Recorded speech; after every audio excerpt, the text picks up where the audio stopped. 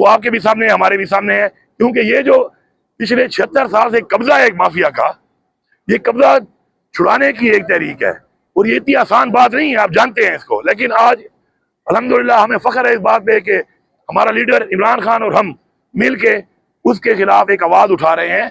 और ये आवाज मुस्बत आवाज है कि जिसका जो काम है वो काम वो करे, जो तकाजे हैं आइन के मुताबिक वो तकाजे पूरे होने चाहिए।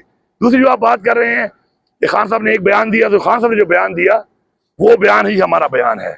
उसके अलावा अगर पार्टी में किसी ने कोई और बयान दिया है, किसी हवाले से दिया है, तो उसका जवाब अगर उससे आप मांगा करें तो मेरे ख्याल में ज़्यादा बेहतर है, बजाय मुझसे मांगने की। मेरी तो सिंपल सी एक बात है कि मेरे लिए वो बयान है जो इमरान खान ने दिया। जो बयान इमरान खान ने दिया, मैं उस बयान को एंडोर्स करता हूँ, उस बयान को सही समझता हूँ और उस बयान को फॉलो करता हूँ, उसका पाबंद भी हूँ as a worker of PTI. साहब ये बताइएगा कि आपने तारीख की बात की, तारीख कब से दोबारा फिर शुरू करने जा रहे हैं, जरा ये भी बताइएगा, कोई टाइम फ्रेम देगा?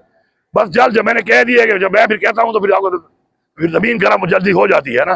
तो मैंने आज कह दिया है तो अब जमीन गर्म होना शुरू नजर आ जाएगी। पहले से मैं दावे करके क्या बताऊँ आपको, मैं कोई मुशावरत करूंगा पार्टी के लोगों के साथ कि सुबह से क्या करना है, किस तरह करना है, उन लोगों के साथ बैठूंगा, बैठ के फिर हम उसके बाद एक इंशाल्लाह बनाएंगे। या पंजाब से भी कोई होगा इलाजुला? देखिए बात यह है, आप देखिए बात को आप समझें, पंजाब के लोगों ने जिस तरीके से वोट दिया है और जिस जुल्म के बाद उन्होंने निकल के मैंडेट इमरान खान को इतना बड़ा मैंडेट दिया है, सिंध ने इस तरह दिया है, बलूचिस्तान ने भी दिया है।